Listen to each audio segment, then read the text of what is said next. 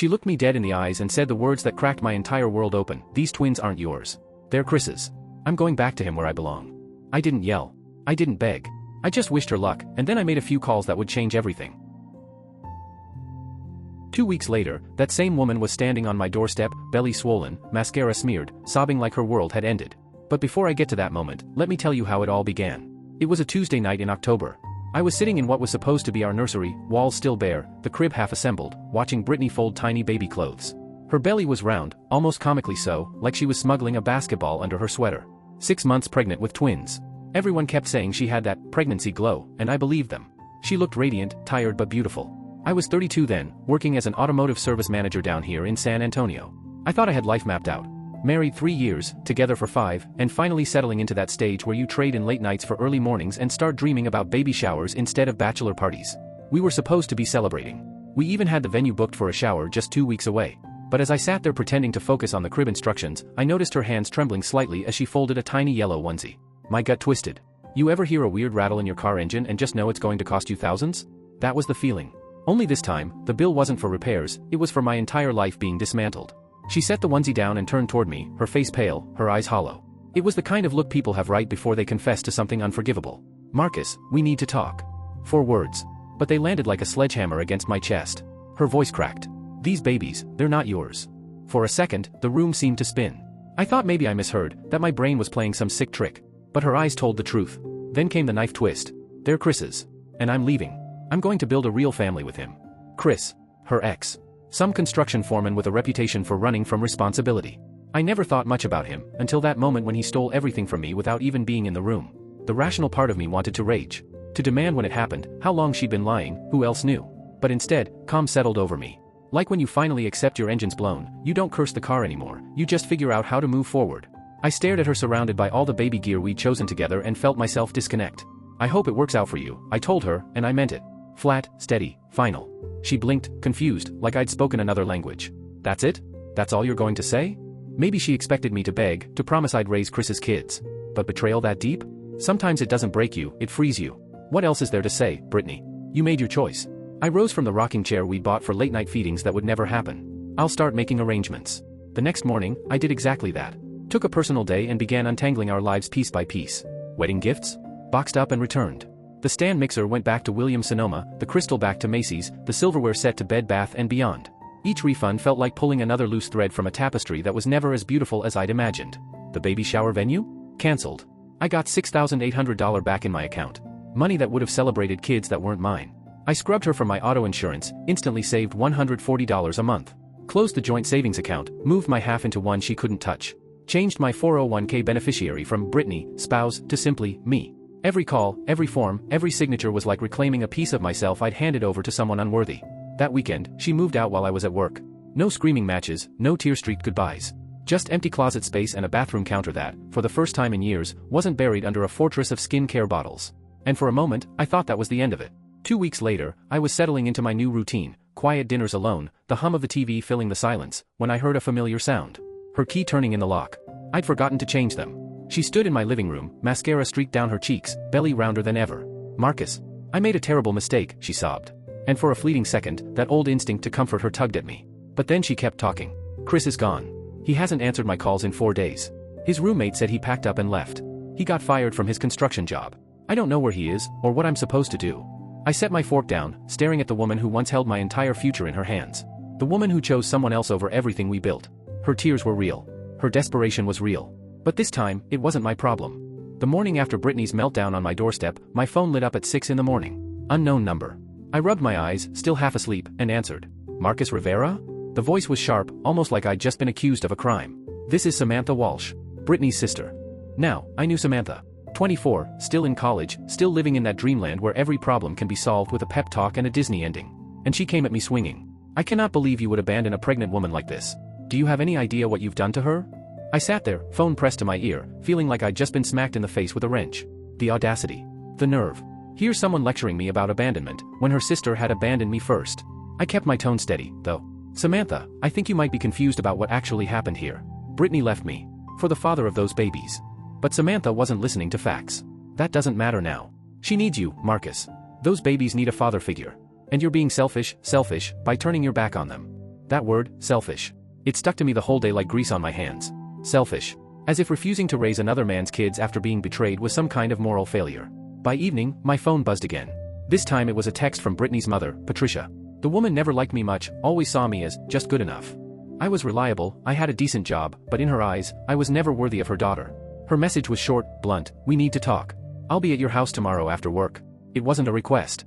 And sure enough, the next evening, Patricia Walsh marched right into my living room like she owned the place. 53 years old, radiating that stern, school secretary energy that makes grown men feel like they're back in the principal's office. "Sit down, Marcus," she ordered. "We're going to discuss how you're going to step up like a real man and take responsibility for this situation." I stayed standing, arms crossed. "With all due respect, Patricia, your daughter chose to leave me for the actual father of those kids. I'm not responsible for cleaning up the mess when that didn't work out." Her face went red, her voice sharp. "Those babies didn't ask for this. You have the chance to give them a stable home, to be a father who won't abandon them. And instead, you're choosing pride over innocent children." I almost laughed. Pride? Pride? Brittany had been carrying another man's babies while she was married to me. This wasn't about pride, it was about reality. But Patricia kept pressing. "Chris is gone. Brittany made a mistake, but that doesn't mean you punish innocent babies for it. You took vows, for better or worse." That one actually made me laugh. "The vows went both ways," I said. "And Brittany broke hers first." Meanwhile, my buddy Tony, an insurance adjuster with a knack for digging up dirt, had been doing some research on Chris Phillips, the so-called father. Friday night, over a couple of beers, Tony dropped the bomb. "Man, your ex really knows how to pick M," he said. "Chris owes 15 grand in gambling debts. To some very serious people. Word is he took that construction job in Houston just to lay low. $15,000 in gambling debts." Suddenly, Chris disappearing into thin air made perfect sense. He never intended to build a family. Brittany wasn't his future, she was just a temporary shield while he ran from his own demons. I felt this twisted mix of vindication and pity. She had blown up our marriage, for a man who was never planning to stick around. During all this, Brittany kept trying to access our old joint account, which, of course, was already closed. Then came the texts. "Marcus, please just talk to me. We can figure this out together." Then another. "I know I messed up, but we have history. That has to count for something." And finally, the dagger. "I'm scared. I'm alone. I don't know what to do. Please don't abandon me like this." Each message was another attempt at emotional manipulation, dressed up as vulnerability. I started screenshotting them and forwarding them to Tony, who was quietly building a file, just in case I needed legal protection later. But the pressure didn't stop there. One evening, I got a call from Brittany's dad, David. Now, David was always the quiet one, a postal worker with a kind heart. His voice was tired when he spoke. "Marcus, I'm not going to tell you what to do. But Patricia's been crying every night about this situation. Maybe you could just consider helping somehow." Even he couldn't bring himself to directly ask me to take his daughter back. That told me everything I needed to know about how much even they believed in Brittany's choices. But the most telling moment? That came when Samantha herself showed up at my shop during my lunch break. She walked in, her face flushed, eyes wild. Brittany was 8 months pregnant by then, struggling. Samantha's voice cracked as she pleaded. "Marcus, look at her. She's working on her feet all day at the dental office, her blood pressure's high, she's exhausted, and she's living in some cheap extended stay motel because she can't afford anything else. How can you just watch this happen?" I set down my sandwich and met her gaze. "Samantha, I'm not watching anything happen. Your sister made choices that led her here. Chris Phillips is responsible for those children. The fact that he ran doesn't suddenly make it my responsibility to pick up the pieces." The desperation in her eyes was real. But so was my resolve. It finally happened, the confrontation I'd been dreading ever since Brittany showed up on my doorstep 2 weeks earlier. A Thursday afternoon in November, I was elbow-deep under the hood of a 2018 Camaro, listening to that telltale metallic rattle that sounded like a timing chain issue. The smell of oil and warm metal hung heavy in the air. That's when I heard it, footsteps on the concrete floor. Slow, uneven, familiar. I didn't even need to look up. I knew it was Brittany. That slightly off-balance gait she developed as her pregnancy progressed had become burned into my memory. When I finally straightened up and turned around, though, the sight of her still hit me like a cold splash of water. 8 months pregnant now. She looked like she'd aged 5 years in as many weeks. The girl who used to spend an hour on her hair every morning now had it yanked back in a lopsided ponytail. Her work scrubs were wrinkled like she'd slept in them. The dark circles under her eyes were so deep, not even makeup could hide them. And worse than all that? She had this desperate energy radiating off her like heat from an overworked engine. "Marcus," she said, voice cracking, "we need to talk. Please. Just 5 minutes." I could feel my coworkers trying to look busy, wrenches in hand, pretending not to stare. This spectacle, was exactly what I'd been trying to avoid. But she'd brought it right into my shop. I wiped my hands on a rag and forced my voice to stay professional. "Brittany, you can't just show up at my job like this. We've already said everything we need to say to each other." But she stepped closer anyway. And then the words came out of her in a rush. "Chris took everything, Marcus. Everything." She swallowed hard, tears starting to glisten. "He didn't just disappear, he cleaned out my savings account, maxed out my credit cards. I found out yesterday he'd been using my info to take cash advances for weeks before he vanished. The sheer stupidity of it knocked the air out of me. Not sympathy. Just shock. She had given a man like Chris open access to her finances while pregnant with his children, and he'd gutted her before running. I'm staying at the Motel 6 off the interstate, she continued, her voice shrinking with every word. I can barely afford that, and my cards are almost maxed. The dental office cut my hours, patients complained I was too emotional during cleanings. Dr. Peterson said my personal issues were affecting the office atmosphere. I dropped the rag onto my workbench and really looked at her. This woman who'd once shared my bed, my future, my bank account. The Brittany I thought I married would never have ended up in a roadside motel, broke and pregnant. But then again, that Brittany had never really existed. She'd been a mask over someone who made catastrophic choices. My blood pressure's been high, she added, laying a trembling hand on her belly. The doctor says I need to rest. Reduce stress. But how can I rest when I don't know where I'm sleeping next week? Her voice cracked again. My family keeps saying this is all my fault. Mom lectures me about responsibility, Dad just shakes his head and watches TV. Even Samantha says I should have known better than to trust Chris. The irony almost made me laugh. The same family who had flooded my phone with calls, calling me selfish for not taking her back, were now treating her like a cautionary tale when she actually needed help. Marcus, she said, sobbing openly now, I know I screwed up. I know I hurt you in ways I can't even begin to make up for. But I'm desperate. I don't have anyone else to turn to.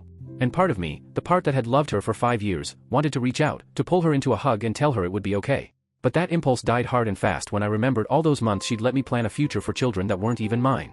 I steadied my voice. Brittany, I'm sorry you're in this situation. I really am. But Chris Phillips is the father of those babies. He's responsible for taking care of you and them. The fact that he turned out to be exactly the kind of man everyone except you could see he was, that doesn't change anything. Her face crumpled. For a second, she looked like a lost child instead of a grown woman making grown-up decisions. He's gone, Marcus. His phone's disconnected, his apartment's empty, even his coworkers don't know where he went.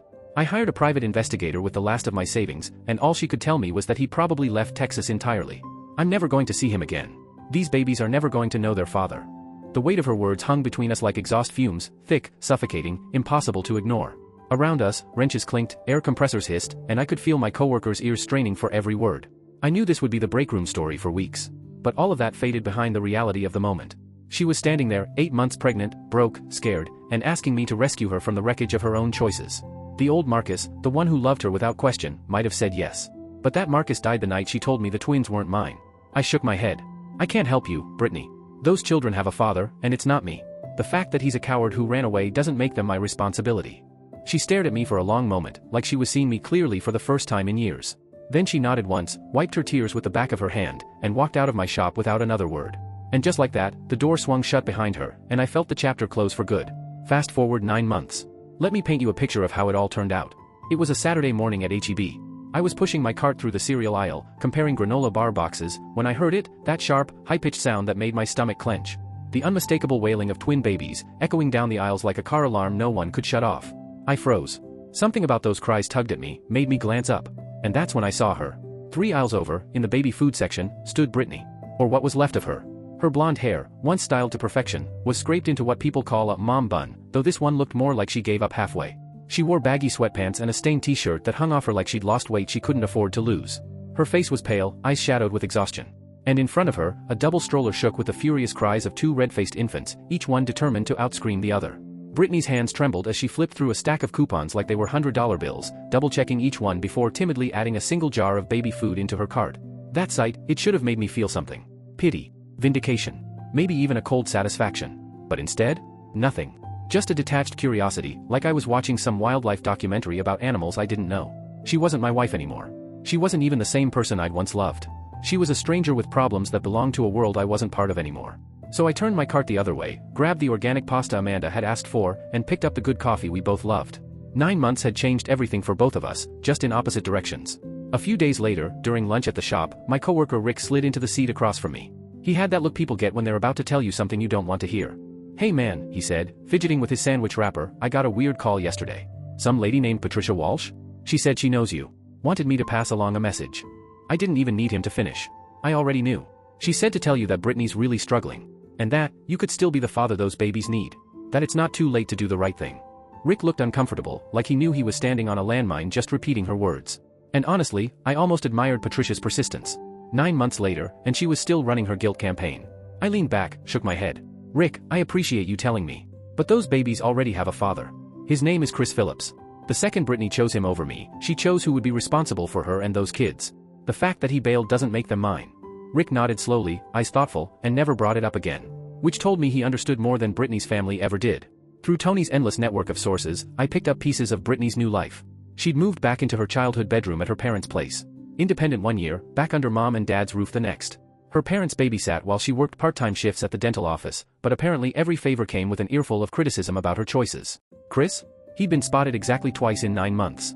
Both times when the state managed to garnish wages from short-term construction jobs in different states. The child support that trickled in barely covered diapers when it showed up at all. Tony told me Brittany was battling postpartum depression on top of everything else. And it made sense. She was essentially a single mother, raising twins in a house where every day she was reminded of how badly she'd messed up. Meanwhile, my life had taken a very different turn. I'd met Amanda Foster 6 months earlier, by chance. She was a vet tech, 31, with this calm, steady confidence that came from handling emergencies every day. We started talking one night when she brought her old dog into the emergency clinic next to my shop. What began as casual small talk turned into coffee dates, then dinners, then lazy Sunday mornings with her making the best pancakes I'd ever had. Amanda knew my whole story. I told her everything by our third date, no filters, no half-truths. Her reaction floored me. "So you're saying," she smiled, "you're a man who keeps his word and expects the same in return? That's not a flaw, Marcus. That's a feature." She saw me not as damaged, but as someone who knew his worth. She valued my loyalty. She respected the fact that I'd walked away without bitterness, without revenge. One night, sitting on my porch watching the sunset, she said, "You could have made Brittany's life hell. Contested the divorce, fought over every asset, dragged her through the mud. But you didn't. You just let her live with her choices. That takes strength." And in that moment, I realized something important. People had been telling me for over a year what I should have done. Her family thought I was vindictive for not taking her back. My friend said I should have made her suffer more. But the truth was simpler. I didn't need revenge. Brittany had chosen Chris over me, and I honored that choice. Her life now wasn't the product of my cruelty, it was the natural result of her own decisions. Chris had shown her exactly who he was, and I'd simply refused to rescue her from it. As Amanda leaned into my shoulder, telling me about a difficult surgery she'd assisted with that day, the sky lit up orange and pink in front of us. And I realized, this was it.